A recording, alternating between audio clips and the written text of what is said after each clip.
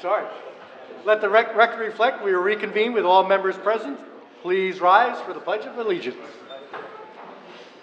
I pledge allegiance to the flag of the United States of America and to the republic for which it stands, one nation, under God, indivisible, with liberty and justice for all.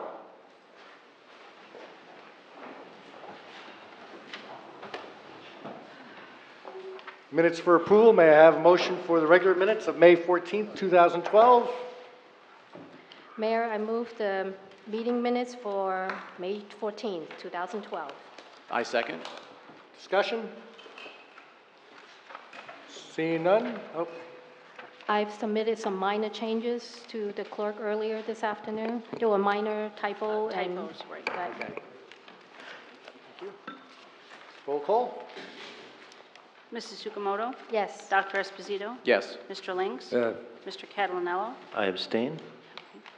Mr. Landrigan? Yes. Mrs. Vitale? Yes. Welcome to our only meeting in August. Please mark your calendars in due respect for vacations and giving people a chance. We will not have a second meeting this month, so no meeting on August 27th. Our next meeting is September 10th. Is that correct? Yes. Thank you. And I'm pleased to announce the Employee of the Month, Michael Giordano of the Department of Public Works, for his volunteer work, free time moving furniture around to prepare the Civic Center for the Senior Citizens Advisory Committee's Time of Your Life event back on August 14th. That was a very successful event and couldn't have been so without his help.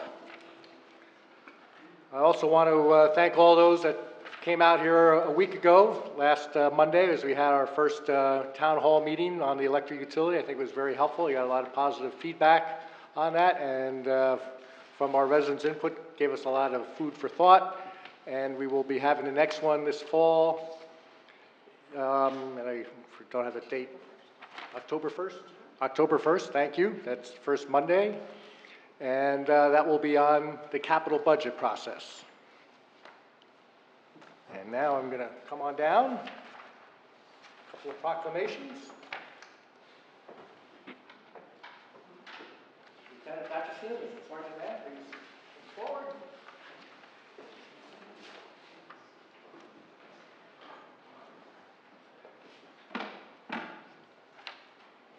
The proclamation to support drive sober or get pulled over 2012 statewide crackdown, August 17th through September 3rd, 2012.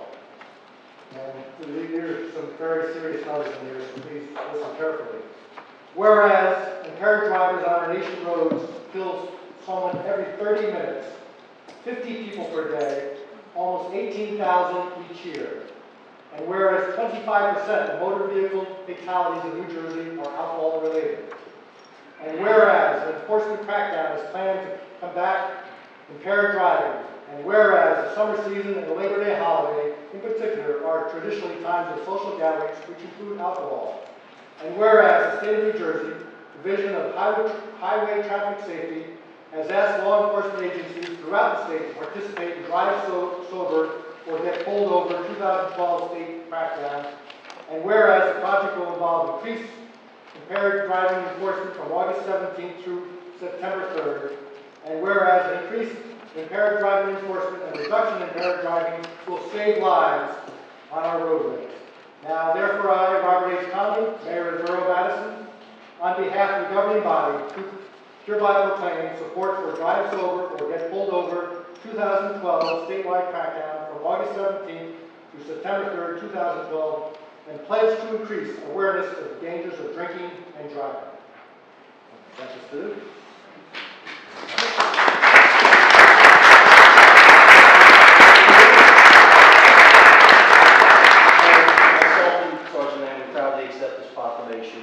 I assure you that the Madison officers are going to be ever vigilant enforcing the drunk driving laws in the state and make the streets of Madison safe.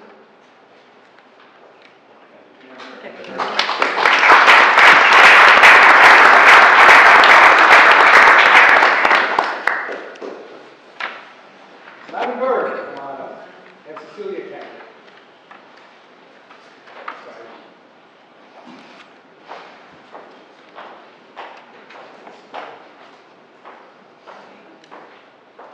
Hunger Action Month, September 12th, or September 2012, sorry. Whereas over 12.5% of the population of New Jersey are living at margins of poverty, yet only half of these people, let me start over again, a little rough today. Whereas over 12.5% of the population of New Jersey are living at the margins of poverty, yet only half of these people qualify for government food stamp and other assistance programs. Whereas the Community Food Bank of New Jersey helps over 900,000 people with their food needs and distributes 37 million pounds of food and other groceries annually, over a 45% increase of just 4 years ago. And whereas 50% of the clients served by the Community Food Bank of New Jersey report they have to choose between paying for food or paying their rent or mortgage. And this is up from 40% in 2006. 49% of clients report having to choose between paying for food or paying for utilities or heating fuel. And this is up from 41% just 6 years ago. 35% have to choose between paying for food and paying for medicine or medical care, up from 31% in 2006. And whereas 43% of the people who receive food from the Community Food Bank of New Jersey are children, 10% are elderly, 18% of the clients with children say their children sometimes skip meals because there was not enough money to put food on the table. Whereas the Community Food Bank of New Jersey is supported by donations, and the need for support and donations has never been greater. And whereas, and this is a very great success story, during last year's townwide food drive, Venture Crew 77 collected the equivalent of 5.7 tons of donated food. Now, therefore, I, Robert H. Conlon, the Mayor of the Borough of Madison, on behalf of the governing body, hereby proclaim the month of September 12th as Hunger Action Month, encourage residents and local business owners of Madison to donate the food in the townwide food drive. Citizens are also asked to learn more about the hunger problem in New Jersey and thoughtfully consider ongoing support for the Community Food Bank of New Jersey.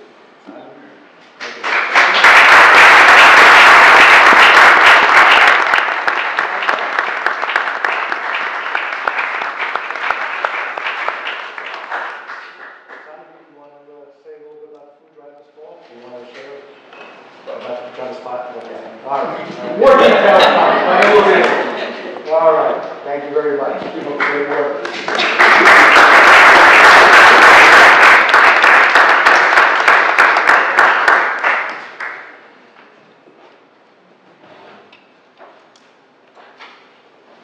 Let me have reports from committees. Public Safety. Ms. Tsukamoto. Yes, thank you, Mayor. We have been working with Board of Education to improve safety around Torrey J School, and I would like to invite our residents to the Board of Education's August 28th meeting at 7:30 p.m., where proposed improvements will be discussed. The discussion will include making Glenwyle a one-way street from Green Village Road to Lewanika during drop-off and pickup hours, similar to the arrangement we have on Walnut Street for Central Avenue School.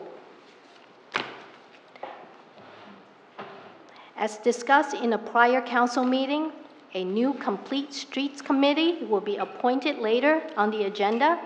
This committee will replace the previous Traffic Calming Committee. The new committee will work with police, engineering, and public works on roadway safety improvements for pedestrians, bicyclists, motorists, and transit riders. Complete Streets aims to improve the quality of life by making it easy to cross the street, walk and bicycle to and from school, work, shops, and the train station for all ages and abilities. National Night Out was last Tuesday. This great annual program not only heightens public safety awareness and strengthens communications between the police and our residents, it also promotes neighborhood spirit and helps to build a stronger community. This year, I had the opportunity to visit 8 different neighborhoods with the officers and learn about safety and other concerns around town. I appreciate the work of Lieutenant Mentone, our police department, and all the participating agencies to make this a great success again.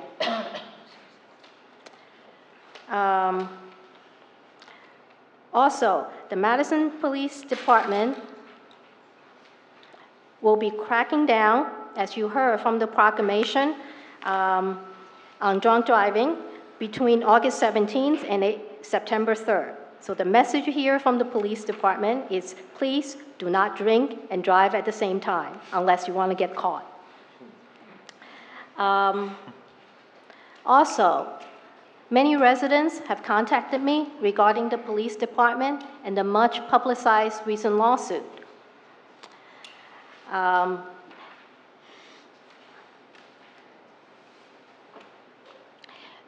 want the residents to know that we understand that our taxpayers are paying for the out-of-pocket expense for legal settlements. A $25,000 out-of-pocket expense is just about a 2% tax increase. We have already spent over this amount so far this year. Part of it was budgeted in the 2012 legal line item, and part of it taken from electric utility prior year appropriation, according to Mr. Califett. And we still have some other lawsuits pending.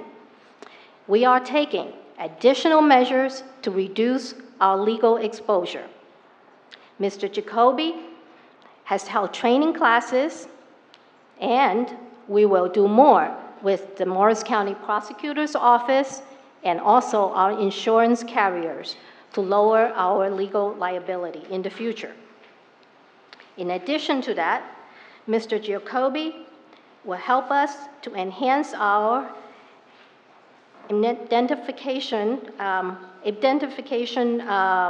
policies for the borough, also to reduce our legal exposure in the future.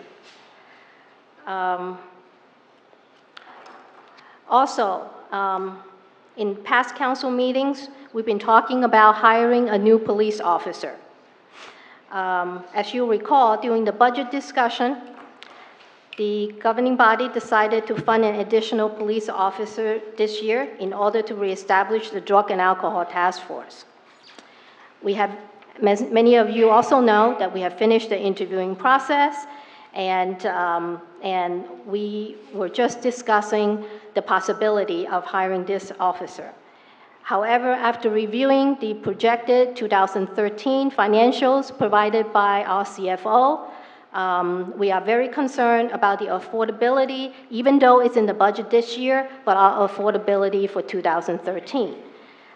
So we're deferring this decision to a later date, and yet at the same time, we will work with the police department and possibly have shared services or partnership opportunities elsewhere to increase our ability to reduce underage drinking and also alcohol and drug-related activities in town to make sure that we improve safety during the time before we hire additional officers.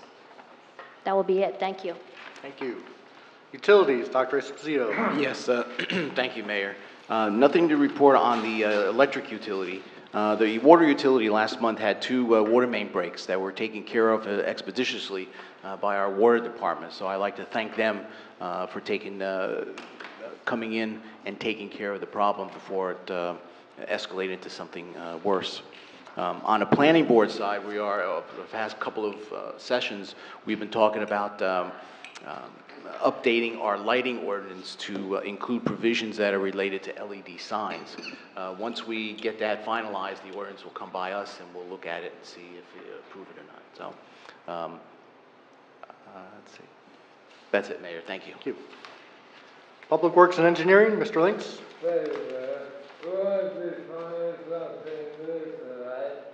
Hopefully you'll be able to understand this a bit better than what I thought. Engineering report. Matina and Sons completed replacement of a portion of the Park Avenue force main and added service manholes this past week. Final evaluation documents of the force main are being compiled. Weather permitting, the County of Morris intends to begin milling Park Avenue this week on Wednesday. The paving contractor, Schifano and Son, will complete operation 72 hours thereafter. Our municipal staff is working with county representatives to narrow traffic lanes, create sidelines and improve signage as part of the overall traffic calming initiatives in the Borough of Madison. A first reading of the recommendation to appropriate the funds to complete the balance of improvements to the Priority North, Treadwell, and Candlewood pump stations will be offered later tonight. The federal authorization for the funding of the project is contingent upon appropriations, and therefore the appropriations are also being requested for the sidewalk, curb and resurfacing of Sampson Avenue. Thursday, August 16th, we will host the pre-construction meeting for the PSE&G gas main replacement on State Route 124, Madison Avenue, Main Street. We anticipate that this work will begin before the end of the month.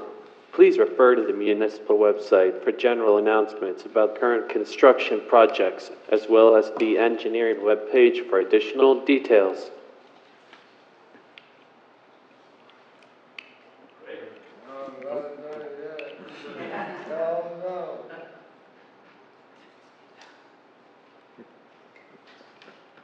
Public Works reports that we will be resuming once-weekly garbage collection starting on September 10th, 2012.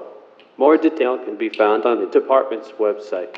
A new roof was installed on the North Street pump station last week, and as mentioned earlier, Madison Department of Public Works personnel will be working with Morris County personnel on an array of traffic calming measures throughout the borough. Thank you. Finance and Borough Clerk, Mr. Catanello. Thank you, Mayor. Borough Administrator Cody, Assistant Borough Administrator Burnett, Councilman Esposito, and I had the pleasure of doing an on-site review at the Chatham-Madison joint meeting. The purpose was not only to dodge all of the goose droppings, but to actually take a look at the proposed capital projects, physically inspect some of the sites, and sit down and have a frank discussion with the administration at the joint meeting as it pertains to the $3.6 million worth of capital expenditures they are asking for over the next 2 years.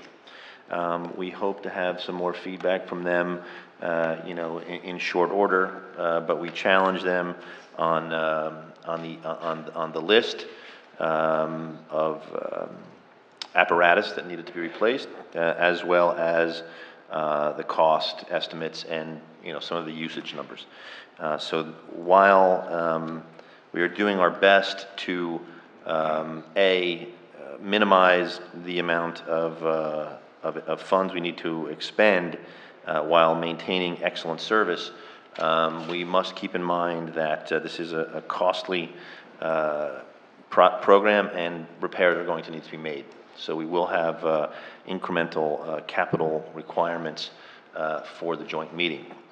As a result of the 4 budget scenarios, preliminary budget scenarios, and these were very broad-based, that we discussed previously, Council President Tsukamoto, as the assistant liaison to the finance department, Robert Califat and the Borough Administrator Cody and Assistant Borough Administrator Burnett and I will begin meeting later this month and in September so that we can try and draft some contingency ideas on what we can do to address what at first glance appears to be will be a rough 2013 budget. Now, keep in mind that we cannot encumber the budget or force decisions on the 2013 budget because we will have new members, potentially have new members of the governing body, but we want to at least try and get ahead of it so that we can get the ideas out early and foster debate. Thank you, Mayor. Thank you. Community Affairs, Mr. Landrigan. Thank you, Mayor. Before I get into my report tonight, I have to make an announcement. As many of you know, when I ran for council, I was also an auxiliary policeman in the Borough of Madison. When the recent issues with the police chief came up, on the advice of council, I've been advised that I should resign my position as auxiliary police officer effective immediately. I'm doing this willingly because I was elected to serve on council, and that is my priority right now.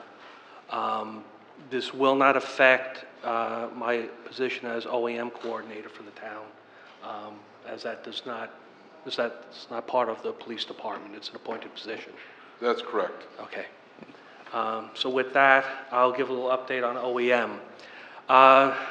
Blessedly, we've started receiving some money from the federal government. Just recently, we received approximately $76,000 deposited into our accounts here. So that's some good news. There's about another, I'd say, $350,000 to come, and hopefully that'll be coming over the next few months.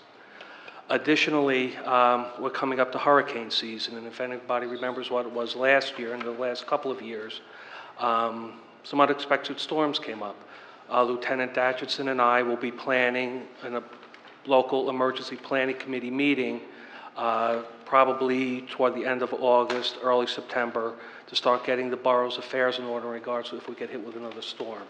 I know one of the issues that came up was communications between departments and a shelter for the residents. Last year we used the squad, and we have to start looking at issues like that again. It's never come up before, but we're going to learn from history on this one. Alrighty. In regards to the Senior Advisory Committee,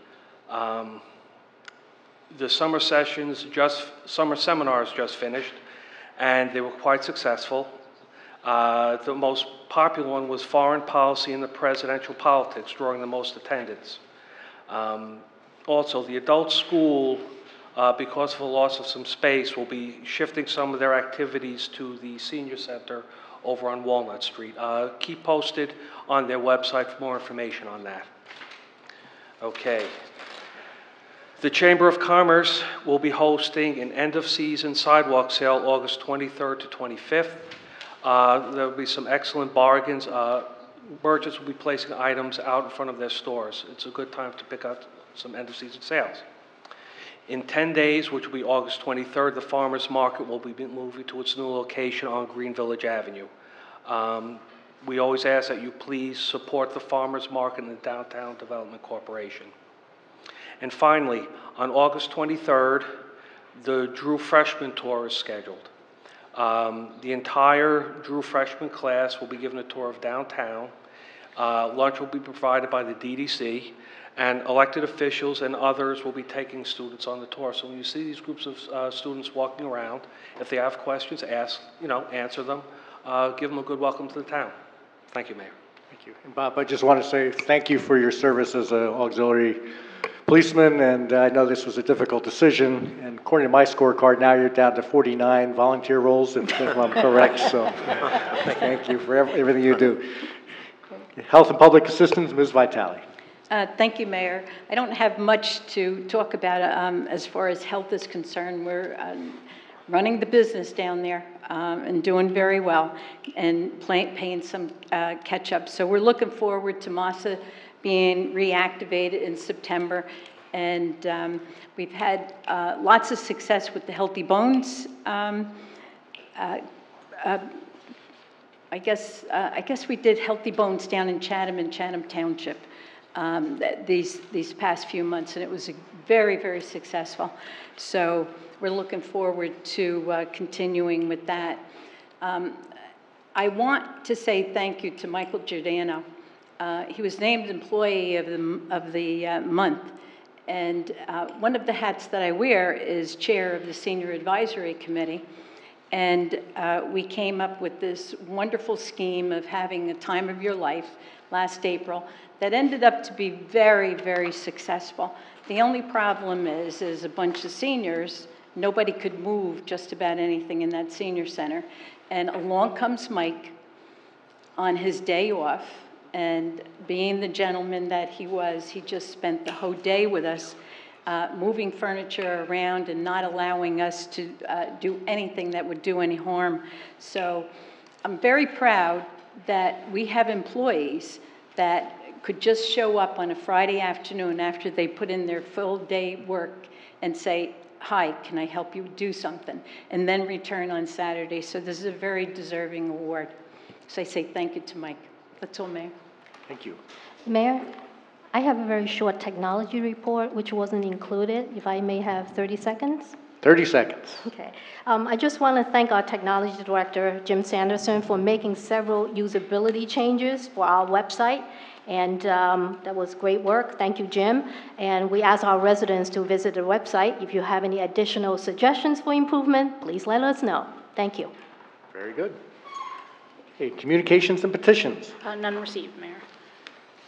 All right, this is the first of 2 invitations for discussion. This is when people in the audience can step up to the microphone, but the limitations in this round is you must be discussing only agenda discussions, which include a presentation on the alcohol policy at Drew University, amendment to Chapter 139, peddling and soliciting, a discussion on commuter parking, and several appropriation discussions, including North Street Pump Station, Candlewood Pump Station, Treadwell Pump Station, and Sampson Avenue improvements. And you also may comment on any of the ordinances listed. Not ordinance, I'm sorry, that will come at under hearings. You can comment on any of the resolutions that are listed. With those guidelines, is there anyone in the audience wishing to be heard? If so, step up to the lectern, state your name, your address, and keep your comments to 3 minutes or less. Sam?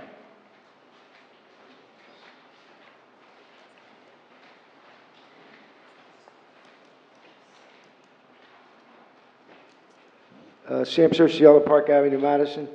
I'm going to start with the ordinances, some questions. On ordinance 18, 19, and 20, 21. Those are all... I just want to ask... Those are all introductions, yep, okay. Yeah, those are actually on the discussion agenda, so, yep, go right ahead. I'm sorry. On the North Street Pump Station improvements on the Candlewood Pump Station and Treadwell Pump Station. How do we come up with these numbers? We got like $750,000. How did we arrive at these numbers that are quoted on this? We'll make sure that during our discussion part that we cover that question. But my question is that this is public knowledge, just like I got it. When these contractors, they can get this information, and I made this suggestion before, and I talked about it and I made these suggestions. We do give suggestions, which I think are sometimes good suggestions. I don't know if you guys talk about it, but why do we have to put these numbers there? Because these contractors maybe can do it for cheaper. I suggested trying to get on this construction committee. Matter of fact, Bob, you mentioned that you started that. That was my idea when I ran for council. I never got on the construction committee, and I tried to meet with you and Rob and Don Links a couple months ago, but we never got together. I haven't talked to you for about a month, but I have some good ideas because that's my business, is construction. But what I'm saying is that if we're going to do 3 pump stations, why don't we put them together? This way we get one consultant. We get one construction lawyer that understands construction. And we could save some money. I mean, you're throwing these numbers out, maybe we don't have to spend all this money. It's again, like, for example, if I go to your house and I look at a set of steps, you tell me you want me to meet me on a Saturday, I go look at it first before I meet with you. And I see the steps, I says, I can do these steps for $5,000 in my mind. So now I meet you on a Saturday, and you open the door, I introduce myself, you say, Mr. Cerciello, these are the steps, and I don't even want to spend $6,500. I was going to do it for $5,000. I mean, these things make sense to me. And you're looking to save money, there's ways we can save money in construction, okay? Because we're telling these contractors what we want to pay. And I understand how we get all these numbers, because you got a lot of contractors out there who are hungry. They would come over and actually give you some numbers that you can use. But I don't know where these numbers are. That's why we always got this $1 million extra money, because we're not estimating these jobs right, in my opinion, okay? That's on the ordinances. So, Bob, you'll cover that when we get to those discussion items. Again, I talk about ordinance 21. Okay, capital improvement on Sampson Avenue, $270,000. We're already telling the contractor we want to spend $270,000. Again, I use the same analogy as the pump stations. We're telling these contractors what we want to spend. They might even do it cheaper. So why are we telling these, you know, and I understand that's the law. Maybe we ought to try to change some of these laws in town and in the state, because it don't make sense. You're telling the contractor what you want to spend. It don't make sense. And on the resolutions, Okay. Resolution 198. You know, where you want to, you're spending $55,000 on a change order. Last meeting, the engineer said that the unit prices, this and that. As a contractor, I must tell the owner what I want to change. Who's making sure these change orders are warranted? Like, for example, this Borough Hall is. We spent over $200,000 or even more on change orders. Got to wrap up on your 3 minutes, and you kind of drifted off of the items on the agenda.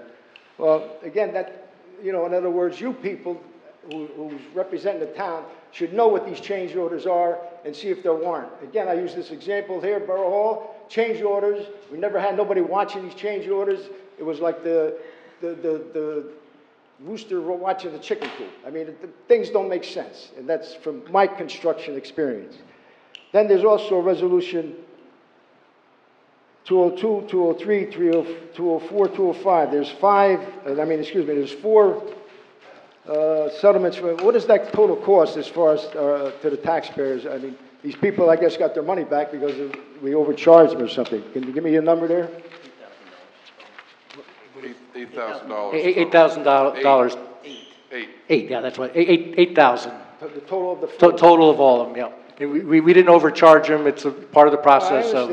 I mean, and we've got time up, so. I'm going to leave it at this. All I'm saying is that we come up here and give suggestions.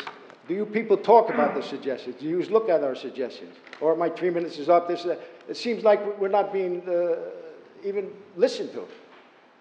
And I'm just saying, in other words, we got some good ideas. Right? Thank you. And if you want to save some money, there's ways to save money. If not, raise the taxes, $1,000 every person, and then hire cops, public works guys, and pave road, because it don't make sense to a lot of people. Thank you. Thank you.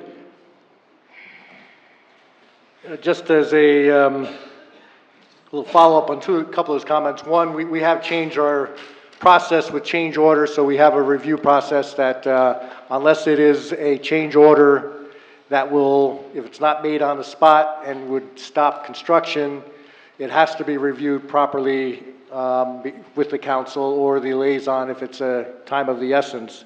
The other, just as Mr. Cercel did point out, that the process with the way we appropriate the money, I wouldn't recommend it for the way you might do something at your house, but that is the law. But be very clear that the message that is sent to the contractors out there, the ones that will bid, is that's not what we want to pay, but if they come in over that, we will reject all those bids.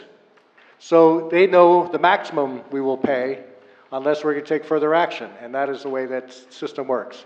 Is it a perfect system? Lord, no, but that's how we have to work with it.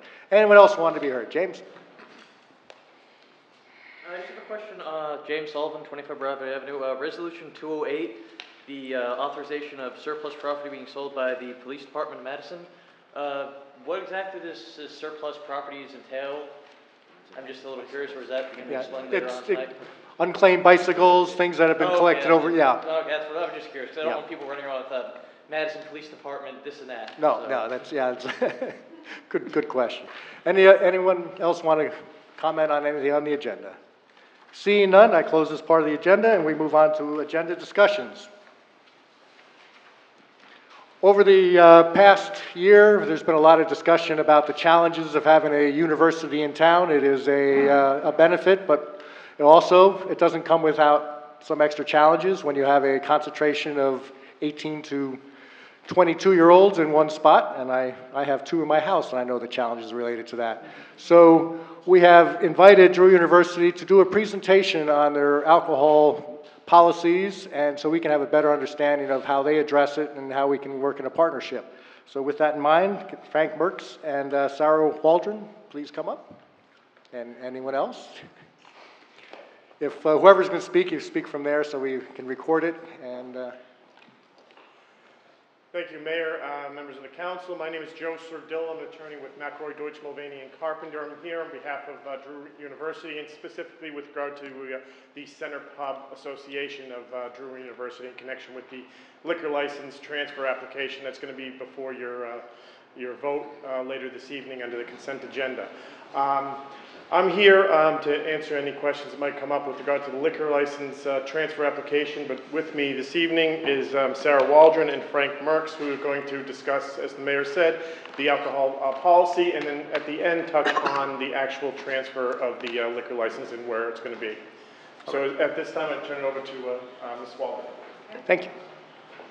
Okay, good evening, and thank you for your time this evening for allowing us to present this information at Drew University. I'm the Dean of Campus Life and Student Affairs, and Frank is the Associate Dean, and he and I deal extensively with the issues of drugs and alcohol on campus. We want to talk with you about those this evening. You can see some of the highlights of our discussion this evening, the presentation that we'll make, talk to you about our current philosophy on our approach towards alcohol on campus.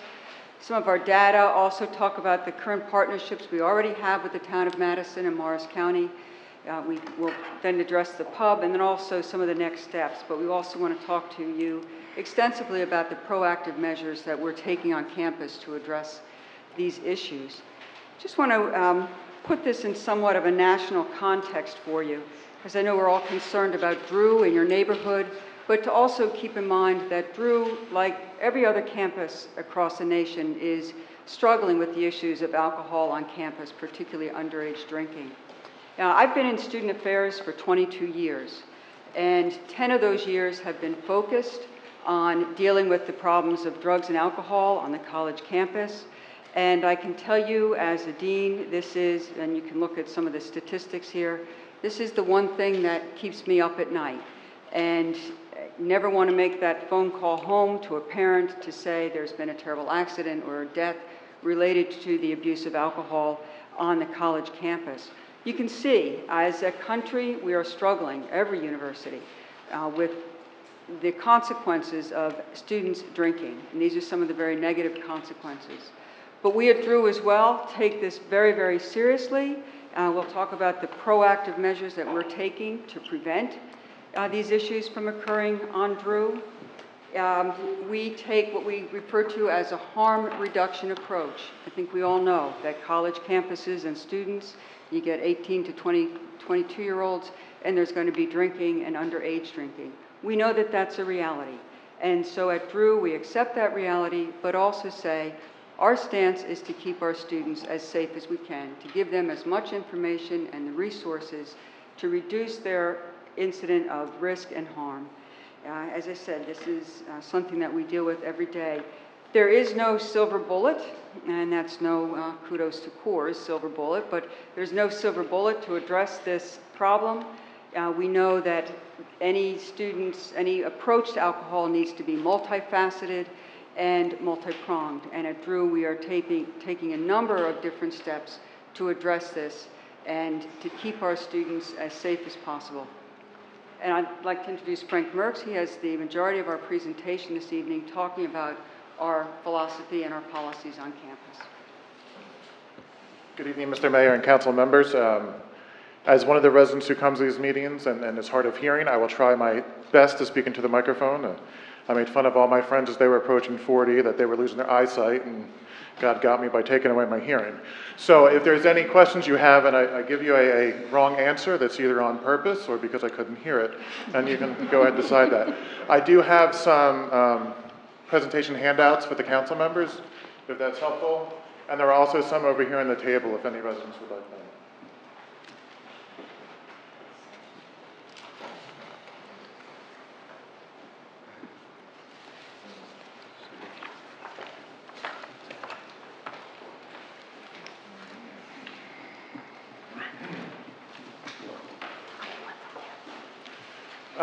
Currently, one of my roles on campus is as the Chief Student Conduct Officer. Not always the funnest of jobs.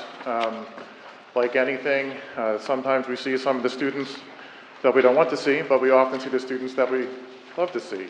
The best part of my job is seeing a student develop.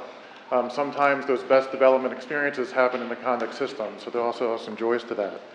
Drew University obviously exists as an academic institution, so all of our policies are going to focus in on that. We really do try to focus in giving the best education and learning possible. Our sanctioning process is based in an educational way. And like anything in life, when we offer students different rights, we always hold them accountable for their responsibilities as well. Our student conduct process is very administrative. 99.9% of our sanction meetings happen in a one-on-one setting with a conduct administrator and not versus a board. That's very different from some other schools. We're obviously educational and developmental, and there's an accountability base. There are some differences, obviously. We are not a criminal or civil court, so some of our proceedings look different. They're conversational. Our standard for proof is preponderance of evidence. We're more likely or not that something occurred. It's not beyond a reasonable doubt. So that is how we do handle our student conduct process. Our alcohol policy, it's probably about 6 pages if you were to print it out completely. This is just part of the preamble. All of this is online for those that would want to go ahead and look at it as well, the entire policy. But the purpose, obviously, is to promote student responsibility, respect for community and self, and establishing a community that is safe, healthy, and conducive to serious academic endeavors. I'm going to forget to change the slide here at some point. Just some of the highlights. Again, like I said, it's 6 pages, and I know there's many other things to do at tonight's meeting. Residents, obviously, we're not a dry campus, as many members and residents know. Students who are above the age of 21 are allowed to go ahead and have alcohol within their rooms. Obviously, underage students cannot have alcohol or paraphernalia. We always tell our first-year students when they come in that if you go to your aunt's wedding and she has a fantastic bottle of wine that's decorative, do not bring it back to your room because it will be confiscated if it's found. Also, when they travel, keep their shot glasses at home because we don't want them on campus. The other thing, as the dean referred to, we do go ahead and try to do risk. One of the prime things for us is not allowing a common source.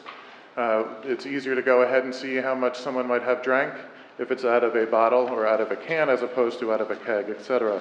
That's why that policy is there. Also, all of our consumption should be done indoors. It's not allowed out of doors unless we have a permit for that.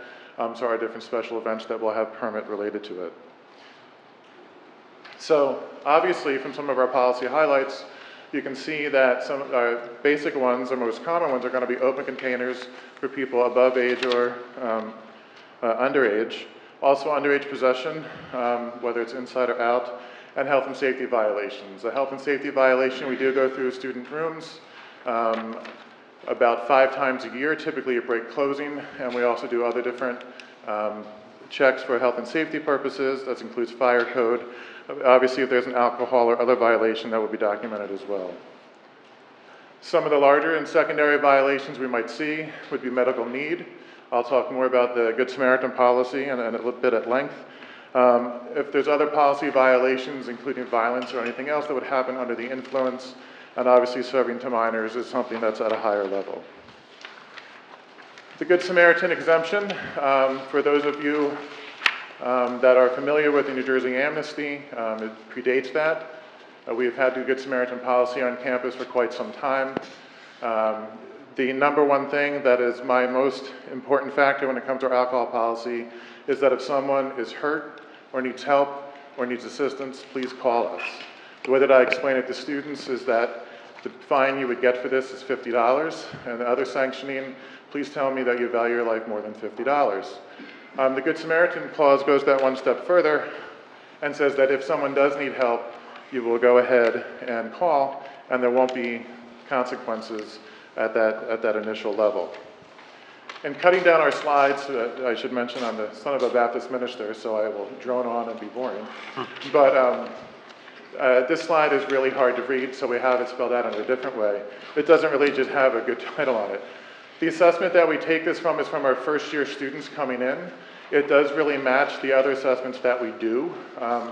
We do this within the first 6 weeks. We know in our industry that the first 6 weeks on a college campus can be the most dangerous for students. So this is another reason why we do this.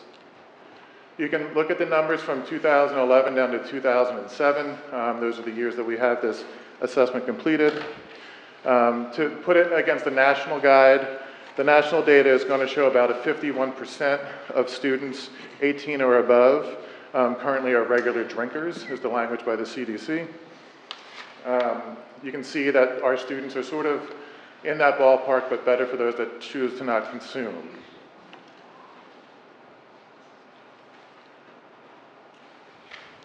Okay, another slide that looks pretty for some and not for others. So we'll go to the numbers here. This is drinks consumed per event. The data has changed, obviously nationally. 4 or more drinks now is considered binge drinking, especially with females, 5 or more still with some males. If you look at the data again from the same assessment, you can look at their time prior to Drew. On the other column is since Drew. We're happy to see that in most years has gone that fewer people are consuming in that first time.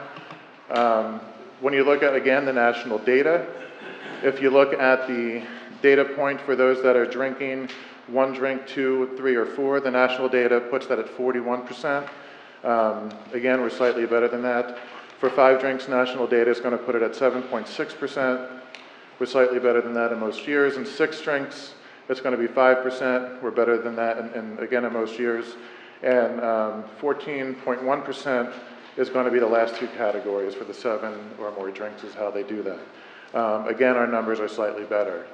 When we talk about doing any assessment and having students go ahead and disclose, all of these are done in an anonymous fashion. Some of our assessments and surveys are nationally benchmarked, so we do get data that we do consider as reliable. Could people go ahead and choose to answer it a certain way? Yes, but that's like any data or poll that's ever out there. So that is something to always keep in mind, but we think our data is pretty strong.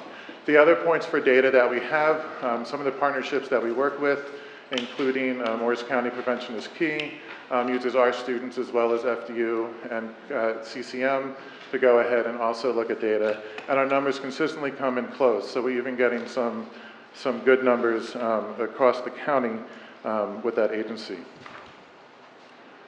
The Clery Act data, for those of you that are not aware, this is the data that shows different crimes that might be committed on campus. All universities and colleges are required to go ahead and list these. They, again, are available on our website. Encouraging stuff for Drew. Again, we're just looking from 2006 now and beyond. Our number of alcohol incidents has gone down every year. The way that we have to record these is where the number is. It's not, if there's 5 people sitting there having a beer, it's count as 5. It's not 1 incident. So if we knock on a door and there's 4 first-year students that might be drinking, that's 4 in this number, not just 1. So this is the number of students involved. Why are the numbers decreasing? We have a whole slew of reasons why we think that's happening. A huge part of it is the education and preventive programs that we do.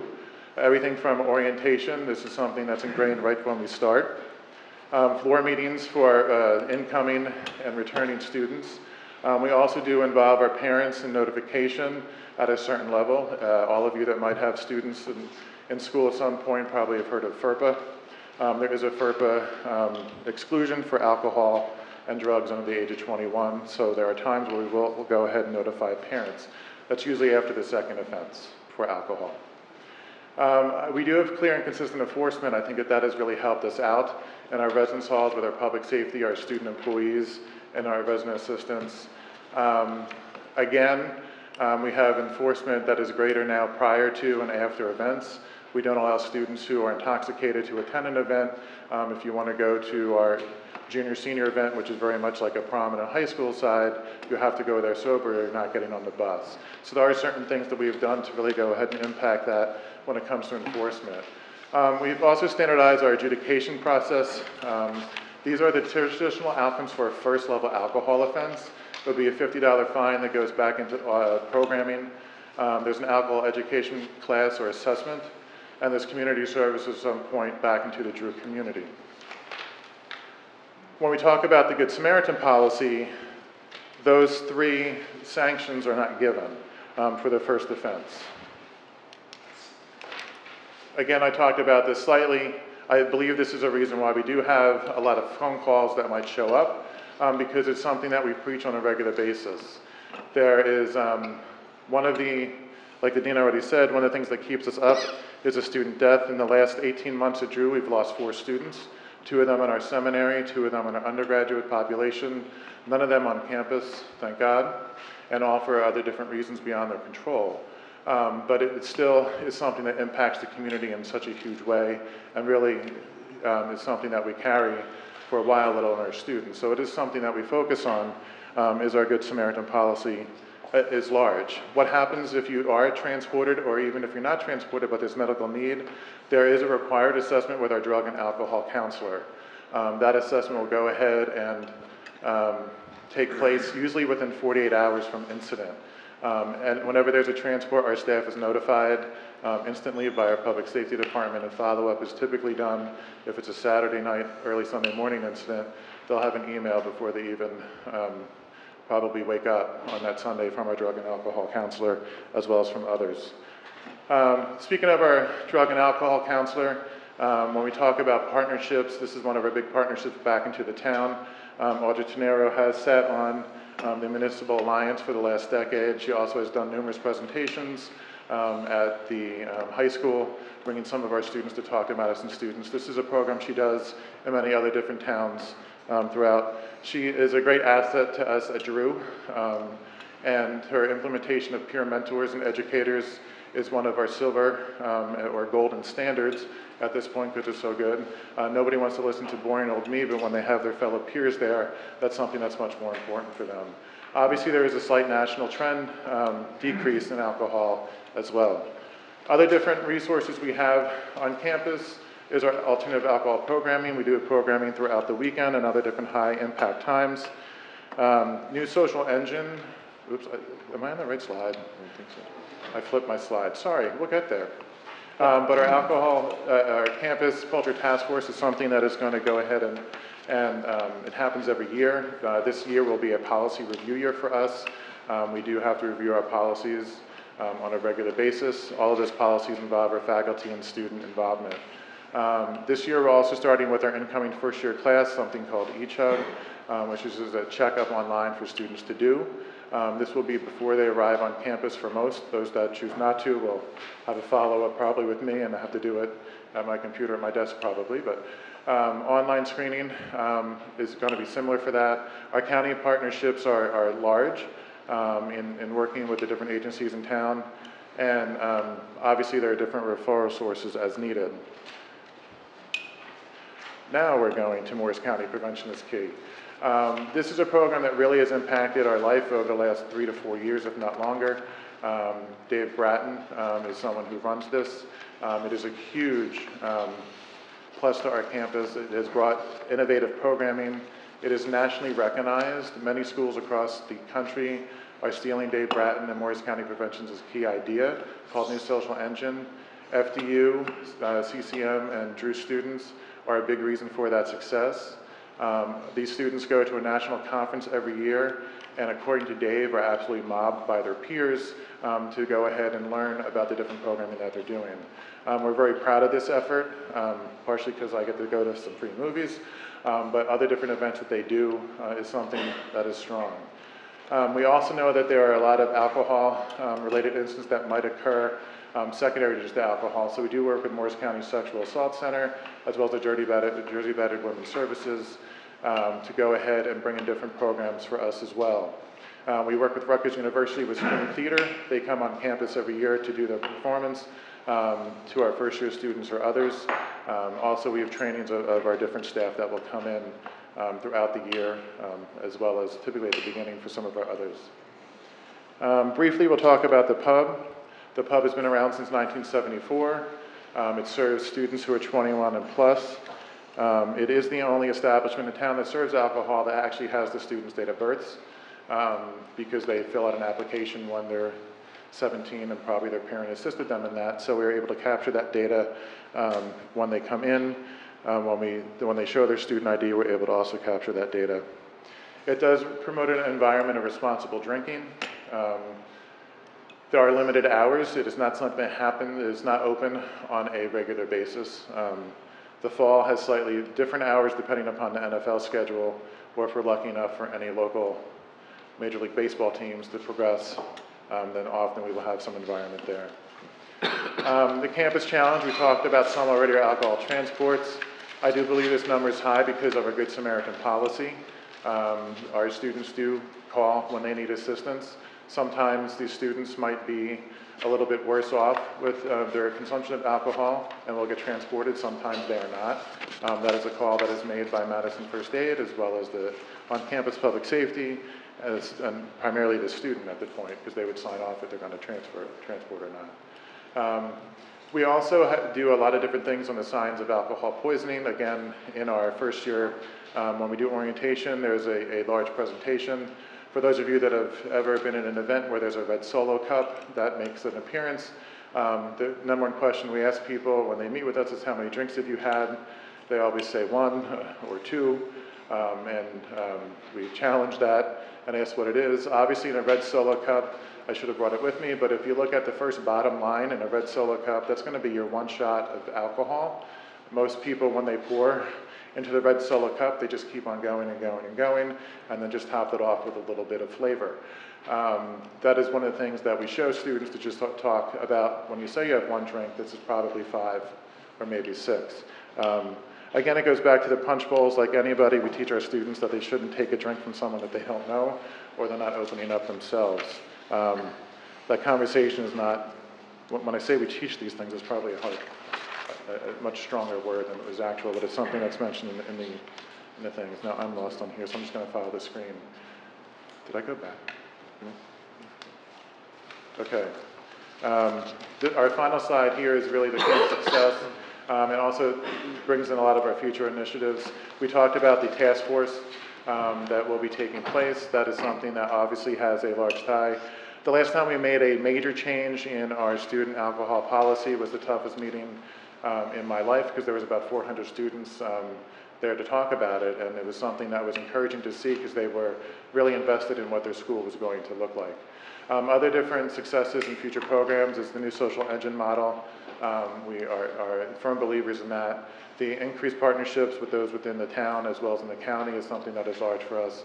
And we also notice a national trend on campus that more students are choosing to remain abstinent, and other successes and future steps that are there.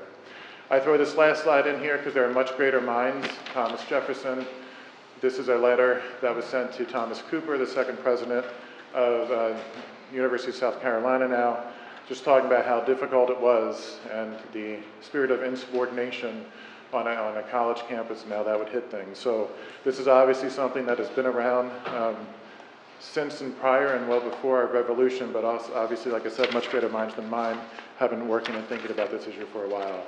I hope I haven't put anybody behind me to sleep, but I do thank you, and if there's any questions or comments you might have, we'll go ahead and take them. And I said that so that means everybody else has to take them too.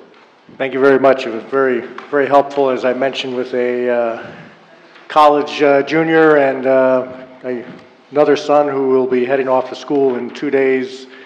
I recognize the partnership that is necessary between parents, the school, and the student for success. And sometimes, no matter what you do, not everything's in your control. So, comments? Carmela?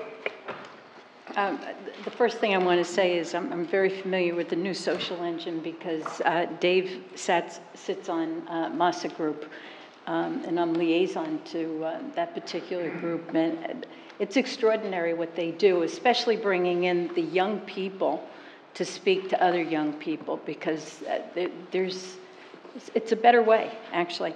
But my question is about the student-initiated task force. What are you going to do with that? What is that? Sure. Basically, a large part of it, and the dean can jump in and save me when she needs to, but a large part of that is going to tie into the new social engine pieces. Obviously, it's a task force that looks at programming. It's also a task force that looks at policy, and a task force also looks at usage. The conversation that happens often is much more about the programming piece, and policy we want to make sure is also talked about as well. So as we do our policy rewrite, there are students from different constituent groups on campus, whether some students from New Social Engine, some from our athletic teams, some from our other different student government groups that will go ahead and be part of that as that part of the task force. Again, the programmatic piece is there, but we always look to strengthen that and what are new ideas. One of the largest programs that they do is Humans versus Zombies. I never thought that you'd get 1,600 students to throw Nerf balls and other things at each other to try to end the zombie invasion, but that's other different things. The new social engine obviously has as part of its statement that before any of their events, they do stand up and say that if you are not sober at this event, you need to leave. Now's your opportunity. So that is really something that the task force is looking at of how they continue on. Like I said, we do not allow students to go on our trips if they are intoxicated. So that sort of mirrors that. And I don't know if the dean has anything else, or Thank you. I hope that's helpful. Thank you. Other questions or comments? No, any other comments or questions? All right. Any comments or questions on the license place to place? No? All right. Thank you very much. Again, this was extremely helpful, and I appreciate you coming out tonight.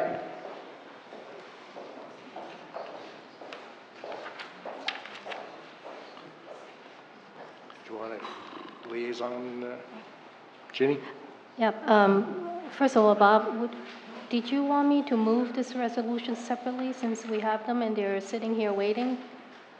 We could do that, so they, yep. Would you like me to do Yeah, that? we'll take care of that. Yep, go ahead. Okay, do you want me to do the liaison first and we go to the resolution? How's that? Sounds good. Okay. Well, as we all know, Drew University is an integral part of Madison, and I had a meeting with President Bull, Vice President Howard, and Dean Wardren last week to explore different ideas to enhance communications, build a closer relationship, working jointly on community issues, and further partnership opportunities. Drew representatives were very enthusiastic about the idea of having a council liaison to Drew University and asked that I work to make it happen. We also discussed ideas to control and decrease underage drinking, and also to improve safety by partnering with our police, fire, engineering, building, and health departments. And of course, these potential initiatives would help enhance safety in Madison, and also it will help create a more safe and vibrant learning environment for Drew students. We also discussed other ideas, such as formally establishing an internship program in our borough government and increasing volunteering opportunities in town to enhance students' social and professional engagement. In front of you this evening is a recommendation of appointing a council liaison to Drew University before the start of next school year. With personal insight of Drew and also as the public safety liaison this year, I would like to volunteer for this position for the remainder of 2012. And of course, new annual appointments would take place at reorganization meeting along with other appointments. Is there any questions or suggestions from the... Yeah, my suggestion, and I'll take the other comments. One, the role I've been playing, and I think it's also been played unofficially by previous mayors, has been the liaison from the elected officials back to Drew. Plus, in a way, we have, through community affairs and the DDC, we have university relations. So I think we already have the basis in place to continue those relationships. And of course, if it comes to particular things such as public safety and those sort of meetings, then we could pull in other people, if it's related to health, pull in the health liaison and so on. So that would be, my suggestion would be to keep it the way it is, because I think it works fairly well, and just pull the expertise as needed. Other comments, thoughts? I have to agree with that. Prior to sitting on this particular council and the other years that I sat on the council, it's always been the mayor who has had the influence with speaking with Drew University. And I really believe that that's who should carry our message forward and back to us. So, I agree with that. I think that it's just another job for you, Bob, but you can handle it. And, you're coming from the Downtown Development Commission as well, too. And I like the thoughts about bringing in different council liaisons with one particular problem or another. So, look forward to that. Judy? I think the important thing here is to have a person as the council liaison for Drew, a point person for Drew to work with. Of course, from time to time to bring in different expertise in different expertise area would be a good one. The important thing here to remember is to create ongoing dialogue with scheduled meetings with the representative of Drew. That's what's more important. As to whether or not it's me or it's Bob, it really doesn't matter. I think the important thing is have the person in place and let's have an ongoing dialogue. That's what's important. Sounds good. So, Do we need a motion? Or yeah, do but we I think have keep to- it with, we've got our liaison in community affairs is Bob Landrigan, and then the role I've been playing as mayor. I think that works, and obviously tonight has been a opening of a good dialogue. We've talked to Drew about doing a follow-up at another point to give a more understanding, and also there is the regular process that has to be done with the planning board as far as their master plan. So there's all sorts of opportunities to keep this dialogue going. You know, this is a great community, and one of the things that makes it great is Drew University. All right. So would you like a motion to? I think we've already have everything in place. Leave it is? Yeah, through community affairs, that community, university relations flows through that. And so that, I don't think we need a formal action on that. Okay, that's good. Then Mayor, I move resolution 207-2012. Do I have a second? Second. Discussion? Roll call vote, please. Mrs. Sukamoto? Yes? Dr. Esposito? Yes. Mr. Lynx? Yes. Mr. Catalonello? Yes. Mr. Landrigan? Yes. Mrs. Vitale? Yes. Thank you. Moving on to agenda discussion number 2, amend Chapter 139, peddling and soliciting to include zoning permit. Bob? As some of you may have noticed, behind Esposito's shop on Main Street, there's now a peddler who is selling fruits and vegetables. He opened up a stand. That's private property. And what we've come to find out is that our borough code has little regulatory enforcement over that. The hot dog stand is on public property, so we can do a lot in that regard. That peddler behind Esposito's just went to the police department to obtain approval to do it, and he received it. And there's, you know, and that's fine. That's the way it stands right now. What we're looking to do is revisit that whole issue and probably have the zoning officer issue the appropriate papers to allow a person to open up business in a private property. For instance, we have that vacant, what used to be the old Madison vacuum shop down across from Madison Plaza. Well, that's private property, and in theory, somebody could just show up there and open up a shop. My feeling is, while I don't begrudge a vendor or peddler or anything, there are a lot of stores in town that are paying property taxes and employing staff to carry out business. And having lived in New York for many years, I know this is a constant point of contention, where you have an established business, paying taxes, supporting the community, and somebody comes in and opens up a peddling, opens up a shop on the street and wants to compete with you, but is at an advantage because not paying taxes. So we're going to revisit that to make sure that we have the proper regulations in place to control it. Other comments or, so next steps, Rob or Ren? We're not going to start like hassling kids who are selling lemonade, right? No, that has nothing to do with that, no. It happens, right? I mean, Yeah. this is Yeah, we've actually had the clarification on a previous one to make sure that Girl Scout cookie sales and other things did not get affected. That's when you start outlawing bake sales, which are being done in some schools, and it gets a little too far. But any other thoughts? So next step is you'll work on. I'll work with the zoning officer and the borough administrator and Matt to get the proper resolution put in place. Very good. Thank you. Commuter parking, Jeannie. Yes. As you recall, there was a proposal submitted to the council to increase parking fees across the board, I suppose a few council meetings ago, and it was rejected by this governing body.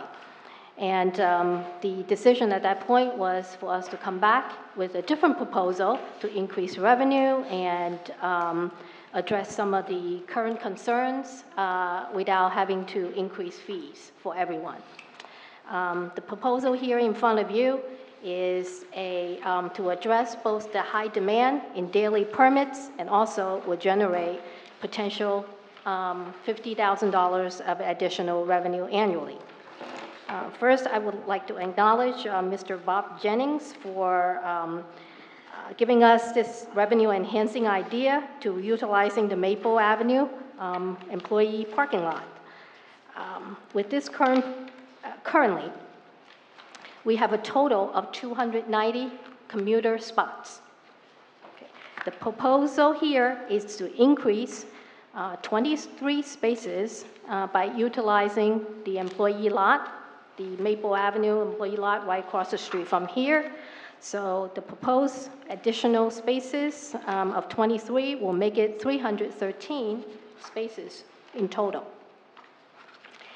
Currently, we sell 41 daily permits to commuters at $5 each. Okay, these are the daily spaces. The proposal here is to increase it by 23 and make it 64 daily spots. The 23, the way we're going to get that 23 is by converting the current permit spaces to daily spaces in Lot 3, which is the parking lot right next to the public safety building. The reason for that is that's the ideal place to increase daily spaces because the collection box is right there and we don't have to go to other places to collect fees. No changes need to be made. Now, as far as the resident commuter annual permits are concerned, currently we sell 400 total at $425 each. If you do the math, this is approximately $1.60 per day for commuters. These are resident commuters, these are residents who live in Madison. The proposal here is still having 400 total permits. We're not changing the total number. What will change is we're proposing 377 total at the current rate of 425. The other 23 that we're hoping to sell, it's in the premium space in the Maple lot, which is directly across from the train station, the most convenient spot. At a premium location for a premium price of $1,300. So if you do the math, that's approximately $5 per day, which is the same of these premium spaces right at the train station. Okay. Based on our prior data, we estimate about 25 current permit holders will not renew next year. So by reducing the regular permit at 425 by 23 should not impact the current permit holders of not getting a permit at that price next year. We currently have a waiting list, which is not very long. And this is the case in the past few years. If you recall, about 3-4 years ago, we couldn't even sell our permits. We actually offer annual permits to non-residents. So what this says is the current number of permits seems optimal, and we really don't need any adjustment as to the 400 number. The regular spaces are first come and first serve. And the premium spaces, what we're proposing directly across from the train station, will be guaranteed spaces and proposed to be sold at a price comparable to the cost not only to the Crescent parking, but also what other towns are charging for a permit for the residents. I do want to let you know that the police department, they're in favor of the addition of the daily spaces right next to the public safety building. However, they're not in favor of selling and managing the premium spots due to the additional workload for a very busy office. Okay, so I think there are two options here. One is to approve this proposal, which will bring in $30,000 from the additional daily spaces and $20,000 from the premium spaces of the Maple lot. The second option is the police department's recommendation, which is the additional spaces for the daily permits.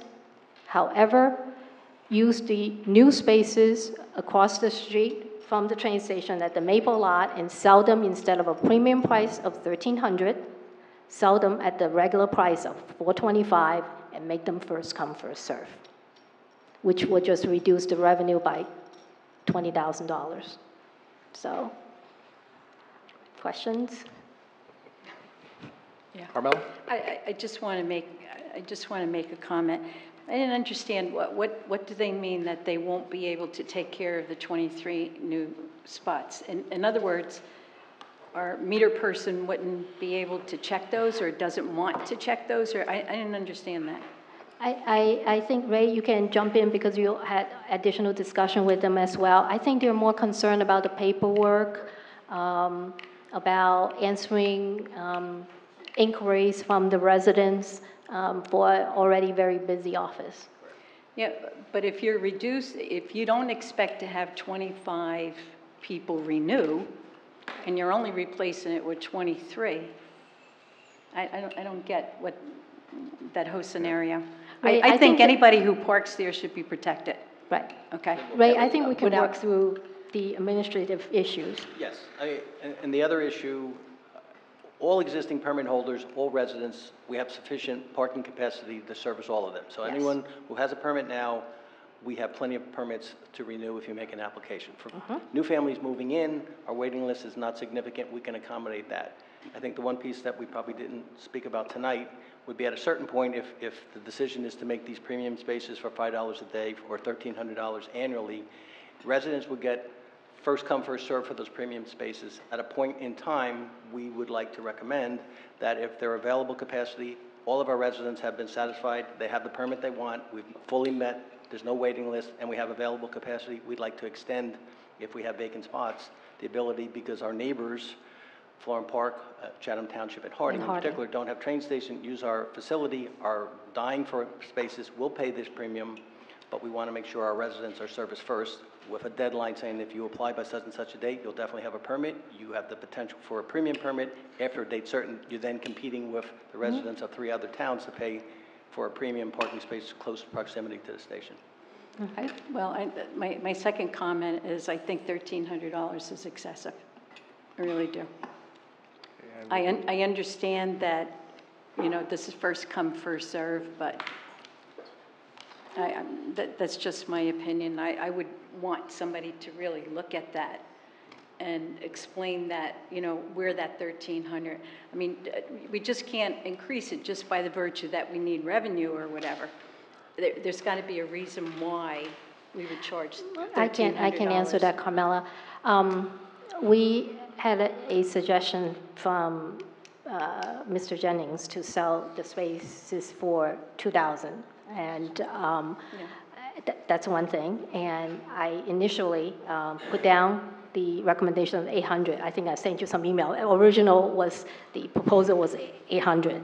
I'm getting feedbacks from residents to say that is still too low of a price because that's approximately $3 a day.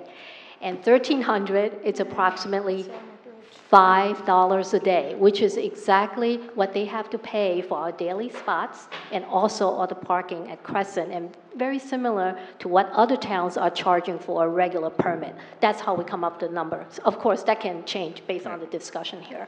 And they still have the option to pay $425 as the other. Right. Of course. Yeah. Rob? Yeah, so, and then Bob. Oh, sorry. Speaking as someone who's on the sometimes the 4:46 or the 5:30 every day. I can tell you that if I somehow miss, getting a parking permit, I'm just gonna drive and park in the lot and pay $5 because it's closer. So, I mean, I don't know what it gets us to sell these premium spots for $1,300 bucks. So why don't we do this? Why don't we just offer our spots to Madison residents at $4.25? Because there really is no difference in parking in the Maple Street lot or the lot that we all park in anyway. It's the same distance, give or take.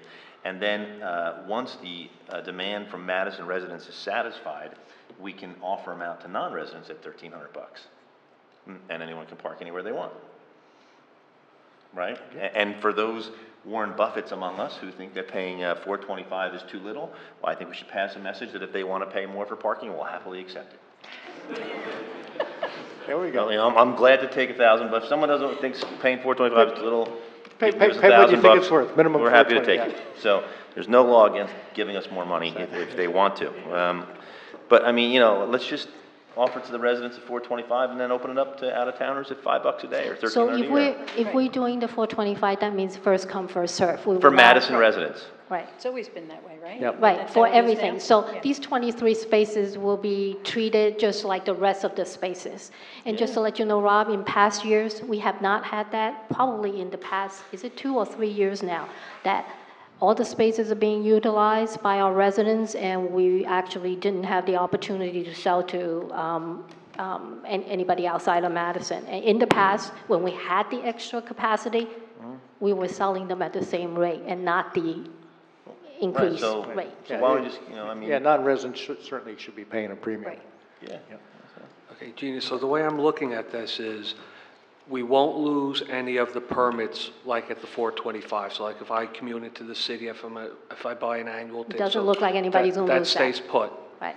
What this really then is, and it's kind of a neat approach at it, is it's like a convenience fee. Premium. A premium convenience fee. I mean, it's not valet parking that you would get in some communities, but it's a convenience fee. So, and that could be transferred within a whole household, correct? It wouldn't be limited to one car, like it would be a placard on it. As long as you have the Right. tag on, yeah. So in theory, if my son has to go into the city once in a while, or I have to go into the city, and I have that, and if I'm going to spend $5 a day, it's a way of getting that money up front.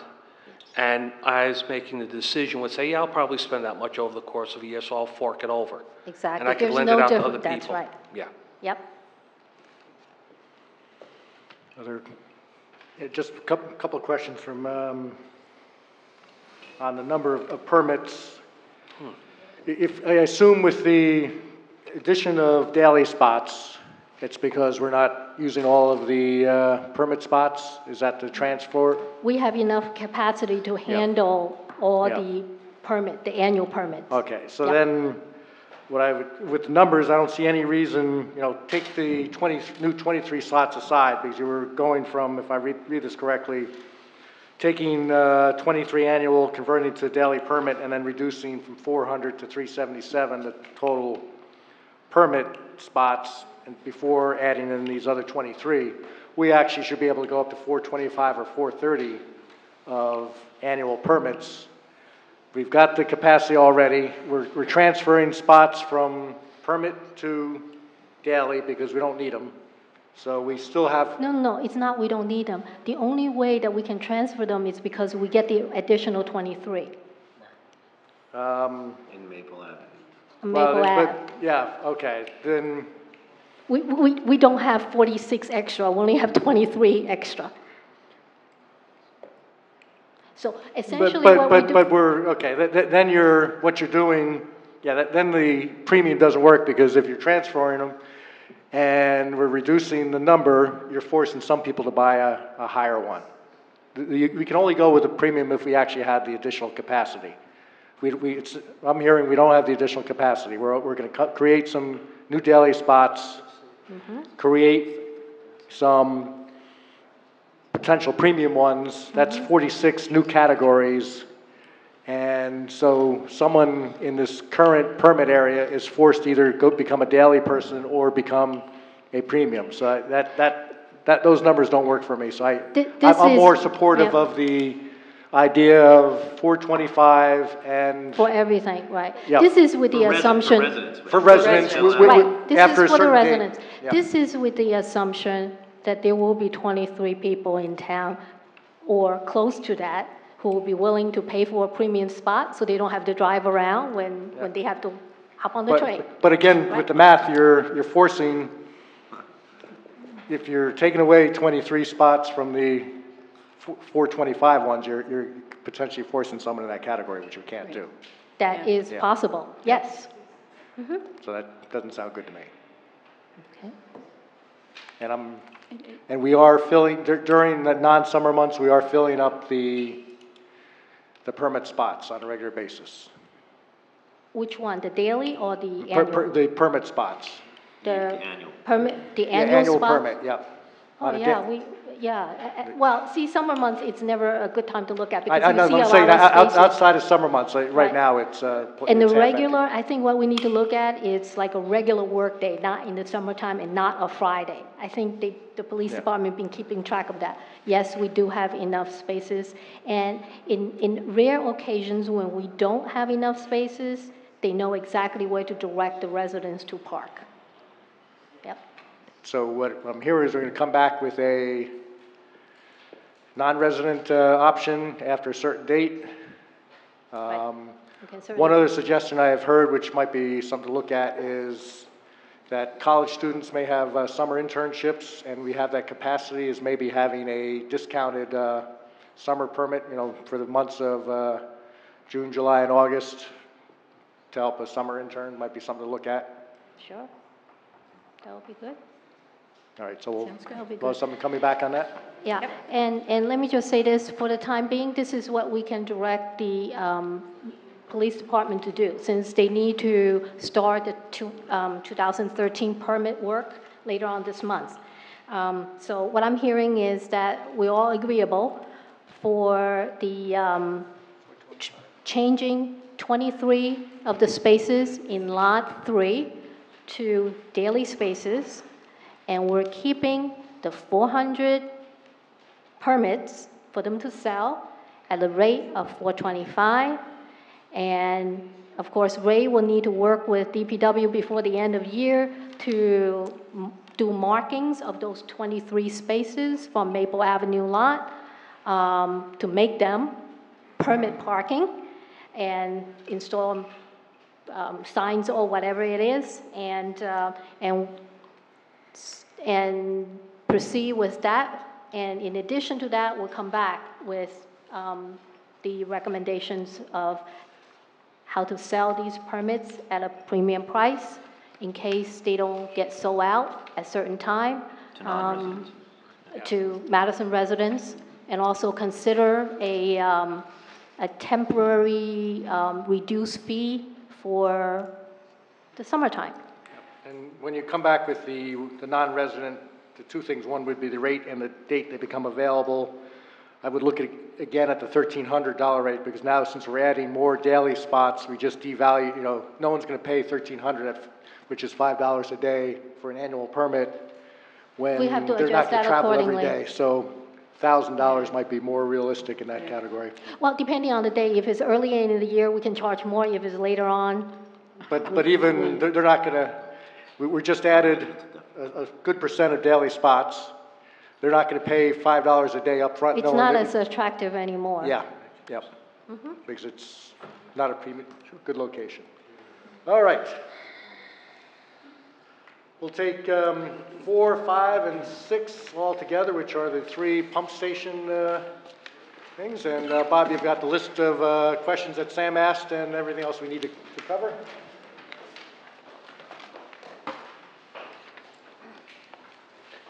Good evening, everyone. First agenda item is the $485,000 North Street Pump Station appropriation. As you recall, North Street Pump Station has been through a design process several years prior. It was bid, awarded, and rejected. And we went through a quality control procedure with an outside hired consulting service, Camp Trusser McKee, who did a fair amount of work defining the force main component of the original bid to a much greater extent than what was defined originally by the original design consultant. Those force main improvements are complete on Park Avenue at present. So we're proceeding on the design work that was done by Camp Trusser McKee. The consequence of that was that the work was more expensive than what was originally set aside for the force main work under the original North Street Pump Station bid. And so where that leaves us is we've spent a fair amount of money doing both design and design documents and construction plans and actual construction work on the force main component of North Street Pump Station, which puts us in a position that we need to go back and finish the job that we originally set out to do. And that's where this appropriation comes in. It's geared very closely to the original scope of work, which is there on the agenda recommendation as an attachment with you. It is a professional engineer's design estimate to respond to Sam's issue. It was done by an outside hired service, so it is reasonably independent and competent in terms of the cost estimate. And that is the basis for our appropriation. It went through the budget session. I think it's consistent with what our budget set aside was for this year. And so we would strongly urge that we move forward on that. You know, to Sam's point about people being listened to and people being involved in the design process, I can only say that North Street's been, from my perspective, a very public issue for 5 or 6 years at this stage of the game. Certainly we've got many professional studies dating back over the years for that facility, for components that need to be replaced and upgraded, and that's all public information and always has been. And I would say that certainly over the last few years, public involvement in the design process and the capital budgeting process, to my opinion, has never been higher. So we are involving people in the process, and I think the Capital Projects Review Committee is part of that. And I know that when Sam was on council, he would always provide his input during the course of business for capital projects. So, you know, I do believe that some of his issues are being dealt with fully. And so, was there something else from Sam I think you covered those. And the other two projects, North Street obviously is the major project. Treadwell and Candlewood are similar. So as far as those two together, so you can cover those two in one shot? They are very similar issues. All 3 pump stations are maintenance upgrades. There's a substantial amount of work that needs to be done for emergency and safety precautions, such as the generators, such as the comminutors, which are grinders before the effluent gets pumped to its discharge point, preventing clogs in our system, again, preventing emergencies and items that we really don't want to have to deal with in the sanitary sewer system. So, yeah, I think a lot of what we learned from North Street Pump Station is being translated over to some of the other large pump stations. And in fact, both Candlewood and Treadwell, we recently got another design consultant involved who is looking at those more globally and also doing a review of our scoping estimates here.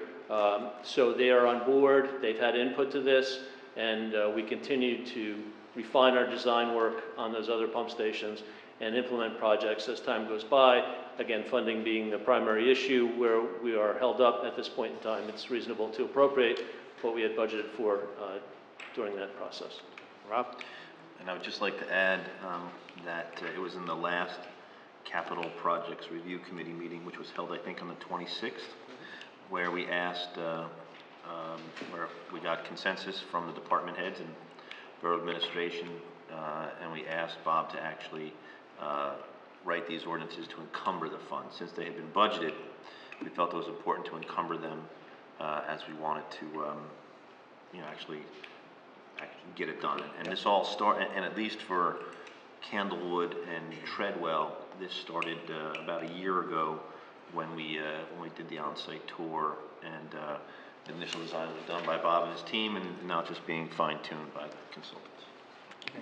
Other questions or comments? Okay, these ordinances are all listed. Moving on to number 7, which is Sampson. Okay. Again, Sampson Avenue is a project that's been around for a while. We did put it into our budget discussions this year.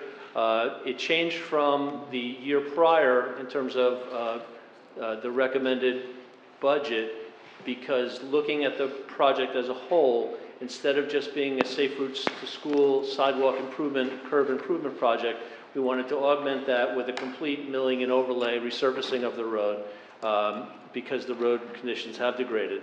And we've included that in the estimates.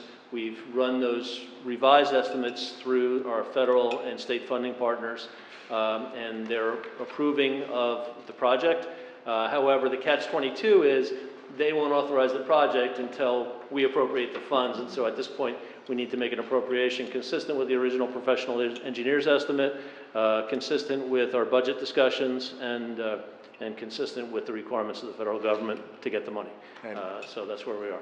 And basically through Safe Routes to School, this becomes a partnership capital project. That's correct. Comments or questions? And how much are we expecting? For Sampson? Yeah. The total project cost with the mill and overlay goes up to $270,000, Right. including the sidewalk. The federal match would be $116,000, as I recall. 116? Okay. Any of the cost changes down the road, do they match more? How does that work? We can apply for change orders, increased change orders from the government. Yes, we can. Okay, thank you. Any other questions? Okay, again, that's ordinance 21, which is listed for introduction. Thank you, Bob. Moving on to ordinances for hearing, there are none. Invitation for discussion. This is number 2 for the public to step up, and this is on any topic, and the same rules apply. Bob?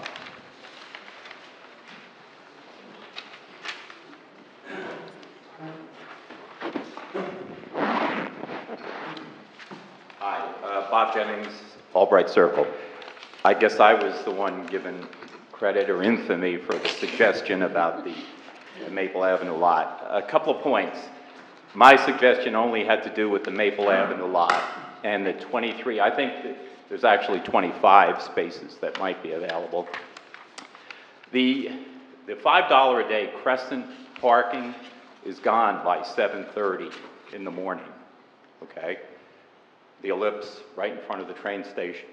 So my thought was the vacant spots are very valuable spots because they're actually closer to the entry to the train station than most of the spots on the Crescent. So it would seem to me we ought to market those. My suggestion was made really in the context of the budget discussions of January, and I think we miss out on an opportunity for some revenue generation by sort of mixing everything in. I'd like council to just focus on the vacant spaces on the Maple Avenue lot and try to maximize the revenue potential that's there. Keep it simple, simple as possible. And I think there is a market there, and I think the $2,000 suggested fee that I started with ought to be tested, at least in the market. And if there aren't any takers, move it down. But why pass up on the opportunity? Excuse me. And those spots ought to be reserved spots. If somebody's paying $2,000, they're guaranteed a spot, whether they want to show up at 7:30, 9:30, or 10 o'clock. I think there's value there. Thank you. Good point. Two things we like in that: keep it simple, new revenue opportunities. Can't go wrong. It seemed like it got mixed in with a whole lot of other stuff. It's right there. We're taking nothing away from anyone. They're vacant spots. Nobody's using them. All right, so you can, Jeannie, you can take that back as to put in the hopper. Sure. Bob, we still want to thank you for your idea, because what we've done this evening, even though we didn't get to $50,000 revenue savings, we still got 30. So, thank you. Okay, sure. Anyone else wishing to be heard? Carmen.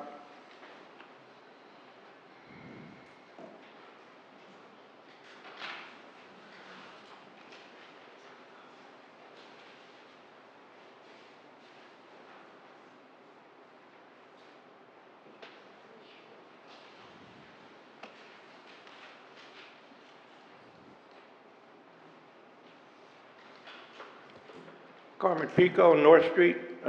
This is for Mrs. Tsukamoto. The last meeting, I was mentioning about the parking in the bicycle lanes, and you were supposed to check with the police department to see if they were going to enforce it. The bicycle lanes, I had a conversation with Sergeant Keemer. I have to get an answer still. I'm just wondering, is there an ordinance in town that will allow the police department to give out the tickets in the bicycle lane? Because I read one of the ordinances about parking, and I didn't see anything about a bicycle lane in there. So if people are parking in the bicycle lane, they shouldn't be given tickets. I don't want anybody to get a ticket that's not supposed to get a ticket. One of the things that we put, the reason that we didn't have an answer is one of the things that we want to work on is that will be one of the important initiatives that the Complete Streets Committee will start to look at. That's the other thing I was going to... Is there a way for me to put my name in to be on that committee? Because I'm very concerned about the safety, not only with the bicyclists, but with the people that are walking, you know, across the street, and just the general safety of the public. I mean, if there's a way that I could be put on that committee, I'd be more than happy to, you know, give my time to do that. That would be great. I mean, we're going to appoint some initial members, I'm assuming, and we can continue a dialogue. You know, we can talk to Mayor Conley as well, and we can certainly add additional members. And as a bus driver, you are very familiar. Well, that's the other reason why, because I do a lot of school bus driving in Madison now, and the buses sometimes have a hard time when there's people parked in the bicycle lane on both sides of the street for the bus to go through. And the other concern I have is that from Kings Road to Noe Avenue, there's signs that say no parking this side. Last week, I counted 9 cars parked in that area, and 2 cars were parked in front of the sign that says no parking this side. So I don't want to put any pressure on the police department. I don't want them knocking on my door saying, what are you doing that for? All I want is that if you're going to have an ordinance that people that park in areas that they're not supposed to park in should be summoned if they're allowed to be summoned. That's all I'm asking the council to do. Thank you. Keep me in mind for that committee, because I would really like to put some input on the safety of the walkers and the bicyclists. Thank you, Carl. Thank you. Anyone else wishing to be heard?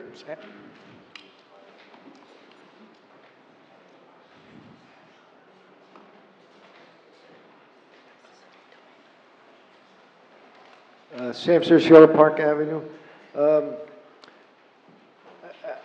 The way you just talked about this parking thing with the extra money, with the few dollars, that's beautiful. I mean, you really beat it up and brought it out. And Bob, thank you for that. But I'm going to make a suggestion, because when I was on the council, I made this suggestion. In January, when you were going over the budget, I made this suggestion. I'm going to do it again, and I would like you to maybe beat this to death and see how you all feel about it. I suggested, when I was on the council, I suggested in January, talking about 13,000, I know a way we can raise 200,000. I mean, Drew, beautiful thing in Madison, does a lot for the town, it adds a nice prestige. But, am I right, Mr. Cody, for saying that maybe 55, 60% of our service calls go to Drew University? I'm talking about the police department now, especially with the alcohol, fire department and ambulance. How many calls go to Drew University over the course of a year? 50, 60% of our calls? No. How many? Police department's about 2% of their gross calls. The ambulance squad probably has a higher percentage. Bob can speak to that. Yeah, the ambulance corps, you know, it's seasonal. I mean, right now, we haven't been up there at all. I would say during the course of a year, if we do maybe 10% of our calls, that's a lot. All right, whatever. In other words, what I'm saying is, we're all in a lot of trouble as far as towns with money and stuff like that. It costs, I don't know, $35,000, $40,000 to send a kid to Drew, and it costs a lot of money to run the town of Madison. Maybe we should think about just say, hey, give us $100 a student, it comes to a couple $100,000. You know, let them be part of our overhead here, because we're running out of money. Again, like I said, if we don't want to do that, then just say, raise the taxes, and let's do what we got to do. That's just a suggestion. I'd like to see what everybody thinks about that. Like he's talked about the parking, I'd like to see what the 6 council people think about my suggestion. Another suggestion I would do is you know, I walk through town a lot. I go to restaurants, and I think, you know, there's a lot of work on our public works guys. They're down that 49 acres for the last couple of months repairing a lot of mistakes that were down there. The garbage cans, they did it last year. I think they're due again. I see a lot of bees, especially in front of McCool's. They need to be power washed, and underneath the garbage cans, they should be power washed too. Madison don't need to look like that. There's bees in these garbage cans. There's gum. There's stuff. I think they need power washing, and that's another suggestion. So Thank you. Pass that on to David. Thank you. Anyone else wishing to be heard? Sandy?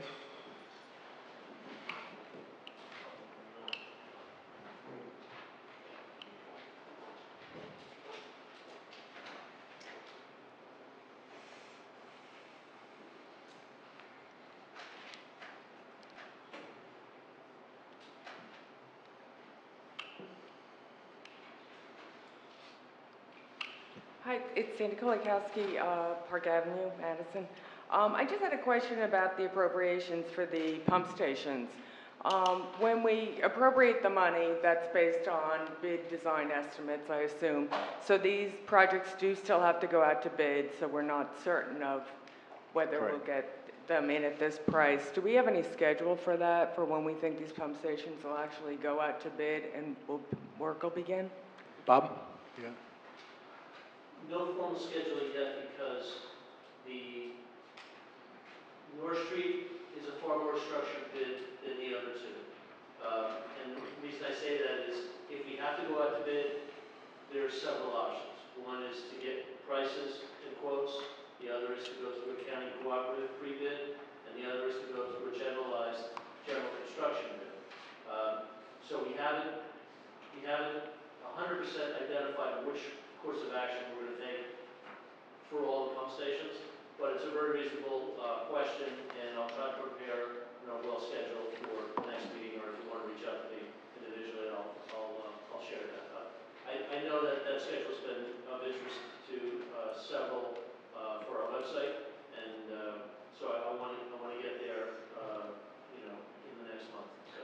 But in just general terms, do we think North Street will go out to bid this year? Work will begin on it this year or next year? It's very much my hope to get the building bid this year. And for the balance of those capital appropriations, I'd give through the end of next year to have them done. And so I'd really like to have all 4 of those pump stations that we've got capital money set aside for as of the next meeting, which will be the second reading, to have those projects done within a year's time. And then I guess I was just going to follow up on the question that Mr. Cicciello made about whether there's any value in trying to possibly bid these together as an option for a contractor, that once they get familiar with our system in town, et cetera, would there be any efficiencies in that? Yes, and the answer is, as we, like for certain components, such as the commuters or the generators, if we can combine several of those at different locations in different capacities with a similar vendor, we should be able to get some economies of scale there. Okay, all right. But in general, just to be clear, the work will not begin on North Street Pump Station probably until the new year. We have been doing sections of North Street Pump Station on the prior capital appropriation. So work has been ongoing. It's just that they The force talking about main. the roof that just got done. Okay. Okay, so we're biting off sections of that between in-house bid estimates and quoted estimates as we go along. So work is continuing as we speak. Right, but not this $500,000 portion of the project. The work is part of the $500,000. If we will take sections apart out of that and not do it as a general construction bid, it will commence this year. I see. Okay, thanks, Bob. Thank you. But Bob. Thank you, sir. Bob, there was money previously encumbered, and you're spending that on North Street. That's correct. So it's not like nothing's happened, we're actually moving right along, yeah? North Street is several projects. Right. Not There was a the single force project. main, there was the building, there was the whole... It has in fact become several projects. So, yes, it had, and we were trying to move along every component of that isn't completely nailed down by an overall general construction bid. Yep. And so that's how we're handling it at present, and I think it's a reasonable way to proceed, and particularly considering time being of the essence for those facilities, funding being available for those facilities, we will see progress this year continuing and on into next year until we're done. Thank you. Is there anyone else wishing to be heard? Seeing none, I close this part of the meeting and move on to introduction of ordinances. Okay, ordinance is scheduled for first reading, have a hearing date set for September 10th, 2012. All will be published in the Madison Eagle, posted on the bulletin board, and made available to members of the public requesting copies. Yeah. Okay. I call up ordinance 18, 2012, and ask the clerk to read said ordinance by title. How was that? Okay, ordinance of the Borough of Madison appropriating $485,000 from the General Capital Improvement Fund for improvements to the North Street Pump Station. I move ordinance 18, 2012. Second? Council discussion, we already covered this pretty much. Seeing none, roll call vote. Mrs. Sukamoto? Yes. Dr. Esposito? Yes. Mr. Links? Yes. Mr. Catalonello? Yes. Mr. Landrigan? Yes. Mrs. Vitale? Yes. I call up ordinance 19, 2012, and ask the clerk to read by title. Ordinance of the Borough of Madison appropriating $150,000 from the General Capital Improvement Fund for improvements to the Candlewood Pump Station. I move ordinance 19, 2012. Second? Council discussion, again, fairly well covered. Seeing none, vote. Mrs. Sukamoto? Yes. Dr. Esposito? Yes. Mr. Links? Yes. Mr. Catalonello? Yes. Mr. Landrigan? Yes. Mrs. Vitale? Yes. Ordinance 20, 2012, ordinance of the Borough of Madison appropriating $100,000 from the General Capital Improvement Fund for improvements to the Treadwell Pump Station. I move ordinance 20, 2012. Second? Council discussion, seeing none, vote. Mrs. Sukamoto? Yes. Dr. Esposito? Yes. Mr. Links? Yes. Mr. Catalonello? Yes. Mr. Landrigan? Yes. Mrs. Vitale? Yes. Ordinance 21, 2012, ordinance of the Borough of Madison appropriating $270,000 from the General Capital Improvement Fund for improvements to Sampson Avenue. I move ordinance 21, 2012. Second? Council discussion, vote. Mrs. Sukamoto? Yes. Dr. Esposito? Yes. Mr. Links? Yes. Mr. Catalonello? Yes. Mr. Landrigan? Yes. Mrs. Vitale? Yes. Ordinance 22, 2012, ordinance of the Borough of Madison amending Chapter 195-12A of the Borough Code entitled Land Use regarding zoning permit application to increase fees. I move ordinance 22, 2012. Second? Okay, and discussion, I think we have a minor change on this, and that is under type of fee, the suggestion was, it says individual lot grading plan review, and it should end there, that new home or ground floor addition should be removed. Is that? The addition should be excluded from the, so there's 4 words that should be struck. I believe that's a minor. Just or ground floor addition is Correct. That's a struck. minor change. Okay. All right. All right. Discussion further? Vote. Mrs. Sukamoto? Yes. Dr. Esposito? Yes. Mr. Links? Yes. Mr. Catalinello? Yes. Mr. Landrigan? Yes. Mrs. Vitale? Yes. Ordinance 23, 2012, an ordinance of the Borough of Madison amending Chapter 2, 2009 to increase the salary range for positions of Recreation Director part-time and Street Sweeper part-time. Motion? I move ordinance 23-2012. I think I was supposed to move it, but I'll second it. Yeah, there we go. Keeping people on the discussion. Just 1 second here. The reason I'm flipping through this is, do we have all these numbers correctly before? Because for the zoning permit application, we had ordinance 23 here in the paperwork. I just want to make sure that we had it correct. Is that correct, Liz? Because the other one's supposed to be 22, and it says 23 here. 22 is the land use. 22 is the So it's land correct, use. right? And 23 is the salary ordinance. So it might have been incorrect in the... It might be just incorrect. The written stuff was incorrect. Yeah. Okay, we're all good. I just point of clarification. This ordinance is just to increase the range. There are no salary increases being made. Is that correct? That is correct. Any further discussion? Roll call vote. Mrs. Sukamoto? Yes. Dr. Esposito? Yes. Mr. Lynx? Yeah. Mr. Catalinello? Yes. Mr. Landrigan? Yes. Mrs. Vitale? Yes. Thank you. Consent agenda resolutions? Consent agenda resolutions will be enacted with a single motion. Any resolution requiring expenditure is supported by a certification of availability of funds. Any resolution requiring discussion will be removed from the consent agenda. All resolutions will be reflected in full in the minutes.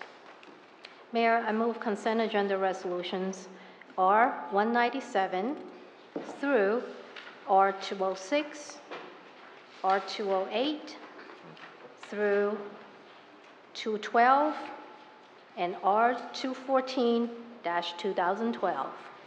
Second. Discussion? Doc?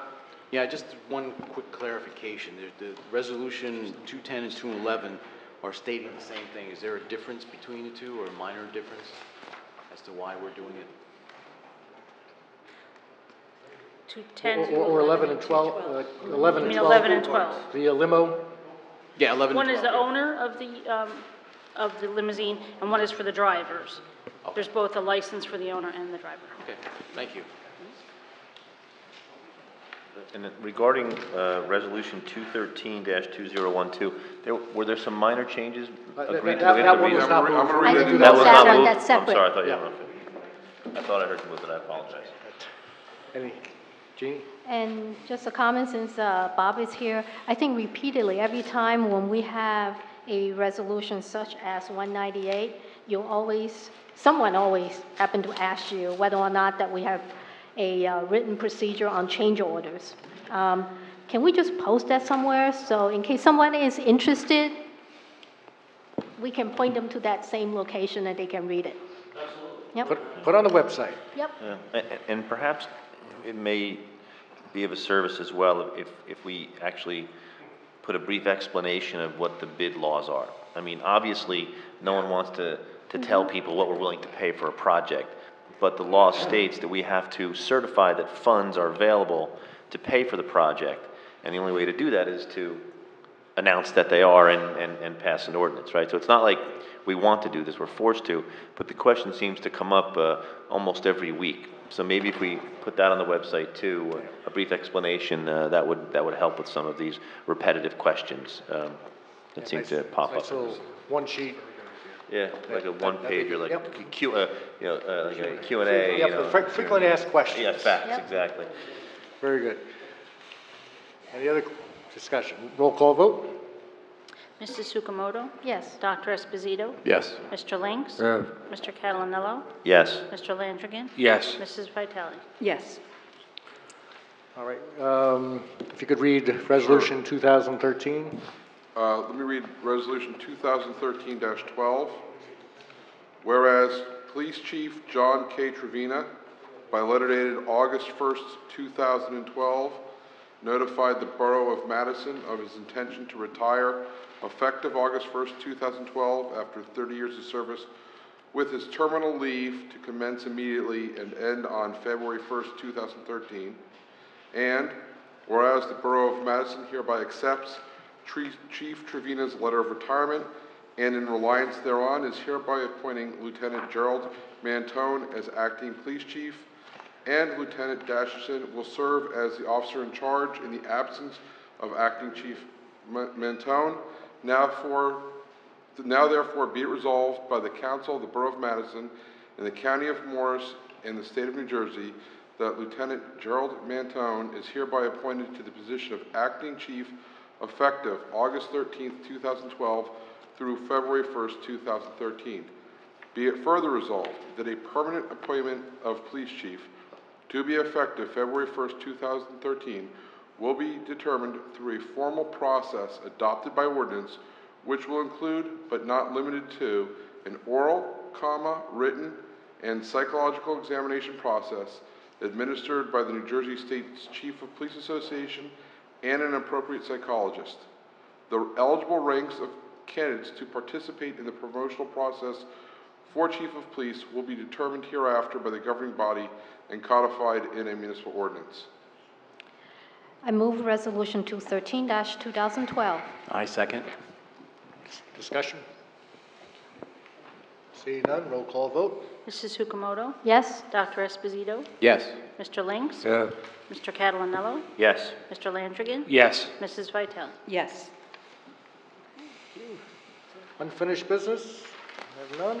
Approval of vouchers?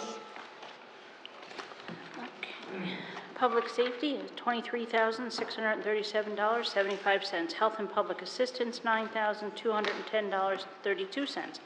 Public Works and Engineering, $224,337.20. Community Affairs, $2,293.21. Finance and Borough Clerk, $5,161,293.98. And Utilities, $60,483.81. The total is $5,481,256.27. I move the vouchers for approval. Second. Discussion? Roll call vote. Mrs. Sukamoto? Yes. Dr. Esposito? Yes. Mr. Lynx? Yeah. Mr. Catalanello? Yes. Mr. Landrigan? Yes. Mrs. Vitale? Yes. Thank you. Under new business, we have two sets of appointments. One is the governing body appointment to the Madison Housing Authority. This is the tenant representative. And I could have a motion to reappoint Jacqueline Love as Commissioner effective August 11, 2012 for a 5-year term through August 17, 2017. And the tenant representative is a requirement from HUD. So moved? Second that? Discussion? Vote? Mrs. Sukamoto? Yes. Dr. Esposito? Yes. Mr. Lynx? Yeah. Mr. Catalanello? Yes. Mr. Landrigan? Yes. Mrs. Vitale? Yes. Mr. Catalanello? Yes. Mr. Landrigan? Yes. Mrs. Vitale? Yes. All right. Okay, we're finished now? Move to adjourn. Thank you. This way. Thank you all. See this?